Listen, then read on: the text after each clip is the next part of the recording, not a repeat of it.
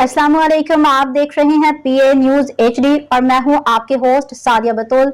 शामिल करते हैं आज की अहम खबरें। तेहरान, यरूशलेम और इसराइल ने ईरान पे फ़िज़ाई हमला करते हुए जोहरी और फौजी अहदाफ को निशाना बनाने का दावा किया है। इन हमलों में मिसल अफवाज के सरबराह जनरल मोहम्मद बाकरी, पासदारान इनकलाब के सरबराह जनरल हुसैन सलामी, फौजी कमांडर्स, 6 जौहरी साइंसदानों समेत 78 अफराद शहीद जबकि 329 जख्मी हो गए हैं। इसराइली आज सुबह ईरान में दर्जनों मुकामात पे फ़िज़ाई हमले किए हैं। दारुल हुकूमत तेहरान के शुमाल मशरक़ी इलाके में भी धमाकों की ज़ोरदार आवाज़ें सुनी गई।